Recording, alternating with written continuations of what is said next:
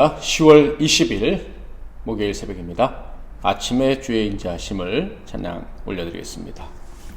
아침에 주의 인자하심을 나타내시며 밤마다 주의 성실하심을 베품이 좋으나이다. 아침에 주의 인자하심을 나타내시며 밤마다 주의 성실하심을 베품이 좋으나이다. 여호와께 감사하며 주의 이름을 찬양. 여호와께 감사하며 주의 이름을 찬양. 여호와여 주의 행사가 어찌 그리 크신지요. 주의 생각이 심히 깊으시나이다.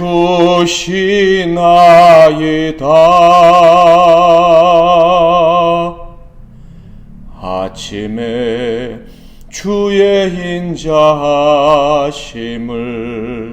나타내시며 밤마다 주의 성실하심을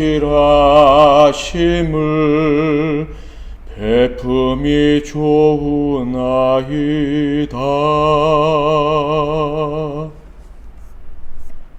오늘 하나님께서 주시는 은혜 말씀은 예레미야애가 2장과 3장 말씀이 되겠습니다.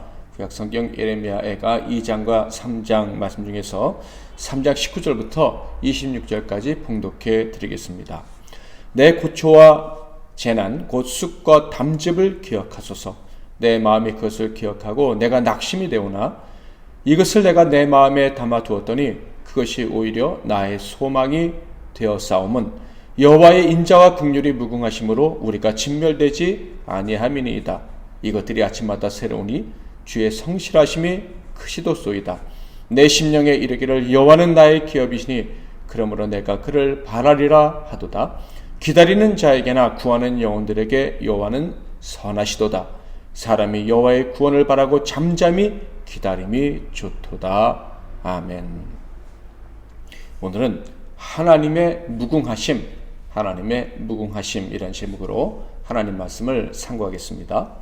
아이들을 양육할 때 부모의 입장에서는 모든 자녀들에게 똑같은 사랑을 주려고 노력을 하게 됩니다. 똑같은 사랑을 주려고 하지만 자신도 모르게 편애를 할 수는 있어도 작심하고 편애를 하는 부모는 거의 없을 것입니다. 그런데 둘 이상의 자녀를 둔 부모가 그들 모두에게 똑같은 사랑을 준다고 가정을 했을 때 그 공평한 사랑을 받는 자녀들은 자신들이 부모에게 공평한 사랑을 받고 있다고 느낄까요? 이 질문에 대한 우리 부모들의 대답은 동일할 거예요. 똑같은 사랑, 아니 심지어 더 많은 사랑을 주어도 부족하다고 불평하는 아이가 있고 너무 적게 주는 것 같아서 미안해도 진심으로 고마워하는 아이가 있다라는 것이죠. 이런 차이는 아이들을 징계할 때 쉽게 알아볼 수 있는데요. 어떤 아이는 매를 들면 혼절하듯이 자지러지며 도망갑니다. 즉 부모가 자기를 죽일 것이라고 생각하는 것처럼 이런 착각이 들 정도로 무서워하면서 도망가는 아이가 있고요. 그런데 다른 아이는 혼나면서도 엄마나 아빠 품으로 달려드는 경우가 있습니다. 심지어 애교를 부리는 경우도 있어요. 그래서 더 혼을 내지 못하는 그런 때가 있는 것이죠. 이 두 종류의 아이 중에 누가 부모의 사랑에 대해서 더 확신을 하고 있다고 말할 수 있겠습니까? 누가 더 자신이 받는 사랑에 대해서 확실히 큰 자녀라고 할 수가 있겠습니까? 도망가는 자녀는 아닐 것 같습니다. 지금은 엄마가 너무 무섭지만 곧 화가 풀리고 안아줄 것이라고 기대하는 자녀가 더 많은 사랑을 받고 있다고 생각하는 자녀가 아닐까요? 성경을 보면 하나님의 무궁무진한 사랑을 받고 있음에도 불구하고 그 사랑을 받는 자녀로서의 태도가 아주 다양하다는 것을 알 수가 있어요. 에레미야 애거서를 보면 제목 그대로 슬픈 노래이므로 하나님께 징계를 당하는 자의 아픔이 그대로 드러납니다. 하나님께 혼나면 너무 아프고 고통스럽고 그래서 공포스러운 감정까지 느끼게 되는데요. 1절과 2절을 보면 슬프다 주께서 어찌 그리 진노하사 딸 시온을 구름으로 덮으셨는가. 이스라엘의 아름다움을 하늘에서 땅에 던지셨으며 그의 진노의 날에 그의 발판을 기억하지 아니하셨도다. 주께서 야곱의 모든 거처들을 삼키시고 긍휼히 여기지 아니하셨으며 노아사 딸 유다의 견고한 성체들을 허물어 땅에 엎으시고 나라와 그 지도자들을 욕되게 하셨도다. 애가서의 지은이는 에레미야죠. 에레미야는 하나님께서 고통에 던지시고 긍휼히 여기지 않으셨다고 합니다. 욕되게 하시고 기억지도 않으셨다고 합니다. 그런데 그 고통에 던지신 그 사람, 하나님께 버림받은 것처럼 고통을 당하고 있는 그 사람이 누구라고 말하고 있습니까? 바로 딸 시온이라고 이야기하고 있어요. 하나님께 버림받은 자가 다름 아닌 하나님의 딸이라는 거예요. 자, 그런데 딸을 버리는 아버지가 세상에 있겠습니까? 아무리 무서운 아버지라도 딸을 욕되게 하고 영원히 외면할 수는 없는 법입니다. 인간이라면 그렇게 할 수가 없어요. 그렇다면 이 무서운 하나님의 진노는 형벌일까요? 아니면 사랑의 징계일까요? 그 벌이 너무 무섭긴 하지만 그것은 절대 망하라고 내리는 벌이 아닐 거예요. 하나님의 딸에게 하나님이 그렇게 하실 수는 없다는 것이죠. 하나님의 딸이라면, 즉 자신이 하나님의 딸이라고 알 정도로 하나님의 사랑을 받아온 사람이라면 하나님께로부터 징계가 내려올 때 그것이 아무리 무섭다고 할지라도 이것은 나를 위해서 아버지가 내리는 것이고 그러므로 언젠가는 끝날 것이라는 것을 알아야 합니다. 그러니 도망가지 말고 아버지 품으로 달려들면 이 진노가 생각보다 빨리 누그러질 수 있다. 이것도 알아야 하는 거예요. 물론 징계를 받을 때는 아버지가 너무 무섭게 느껴질 수 있어요. 마치 나를 딸이 아닌 원수처럼 미워하신다고 느낄 수도 있죠. 애가서 2장 5절 주께서 원수같이 되어 이스라엘을 삼키셨으며 그 모든 궁궐들을 삼키셨고 견고한 성들을 무너뜨리사 딸 유다의 근심과 애통을 더하셨도다. 또 징계가 도저히 끝나지 않을 것처럼 느낄 수도 있어요. 3장 1절부터 3절 여호와의 분노의 매로 말미암아 고난당한 자는 나로다. 나를 이끌어 어둠 안에서 걸어가게 하시고 빛 안에서 걸어가지 못하게 하셨으며 종일토록 손을 들어 자주자주 나를 치시는도다. 당연히 이때에는 기도해도 소용없다고 느껴지기도 합니다. 3장 8절 말씀이죠.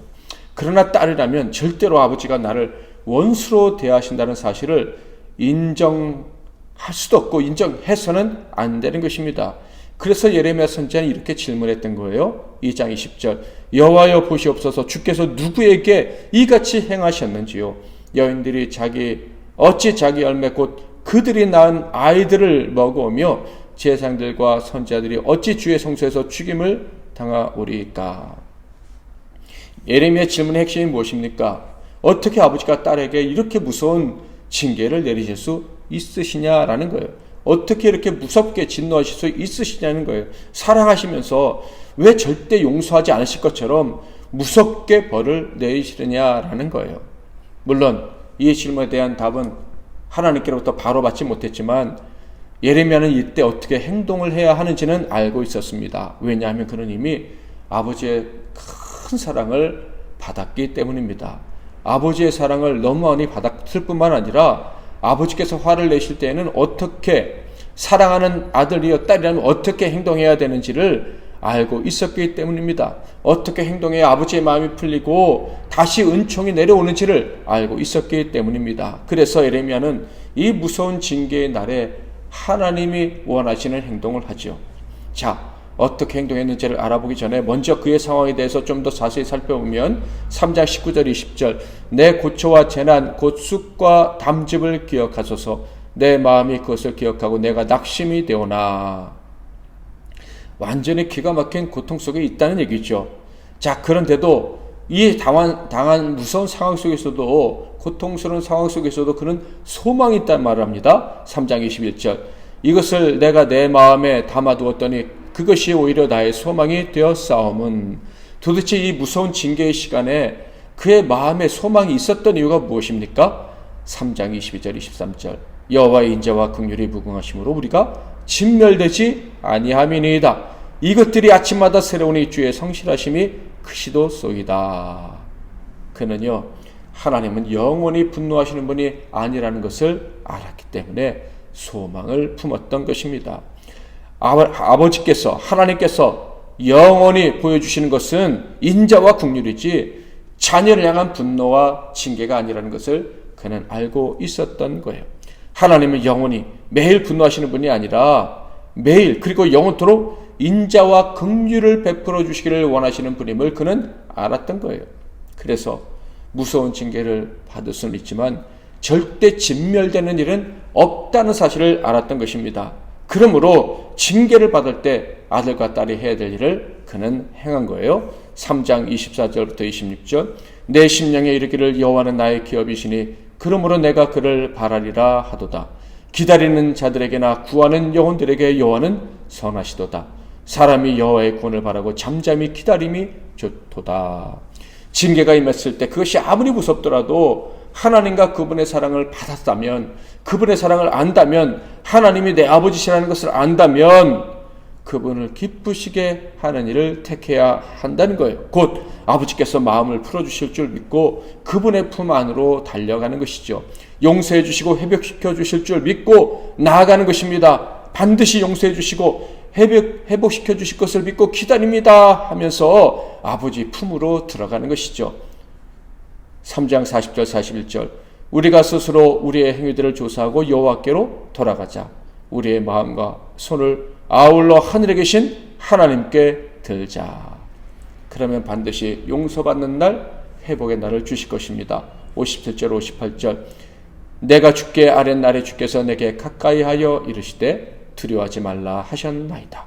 주여 주께서 내 심령의 원통함을 풀어주셨고 내 생명을 속량하셨나이다. 오늘 아침 우리가 기억해야 될 진리, 복음은 분명합니다. 우리는 사랑받는 하나님의 자녀라는 거예요. 그래서 우리가 잘못으로 인해서 혹시 무서운 징계를 받는다고 할지라도 우리가 사랑받는 자녀라는 것은 취소되지 않고 하나님께서 인자와 긍휼을 무궁히 베풀어 주시기 원하신다는 사실도 취소되지 않는다라는 거예요. 그러므로 이 사실을 기억하고 아버지께 나아가기만 한다면 하나님은 반드시 회복시켜 주실 것이다. 절대 부끄럽고 외롭게 살다가 끝나는 그런 인생이 되지 않게 하실 것이다 라는 거예요. 오늘도 하나님께서 우리에게 인자와 긍휼을 베풀어 주실 줄 믿고 기대하면서 하나님 품으로 나아가는, 그래서 하나님 주시는 은혜를 받아들이는 하루가 되기를 주님의 이름으로 축복합니다. 말씀 붙잡고 기도하시고 승리하시는 하루가 되시기를 바랍니다. 살아계신 하나님 아버지, 하나님이 우리 아버지가 되셔서 너무 감사합니다. 하나님은 영원하신 사랑으로 우리를 사랑하시기에 그 사랑이 무궁하며 절대 시들지 않는 줄 믿습니다. 어떤 일이 있더라도, 심지어 우리가 범죄하여 하나님의 무서운 징계 앞에 놓였다 할지라도 그 징계보다 사랑의 크심을 기억하고 하나님 품으로 달려가 회복하고 다시 일어나며, 그리고 예전에 아버지와 누리던 그 복락을, 기쁨을 누리는 우리 모두가 되게 하옵소서. 평생 그런 삶을 살게 될 줄 믿고 또 오늘 하루도 그런 날이 될 줄 믿고 우리 주 예수 그리스도의 이름으로 기도하옵나이다. 아멘.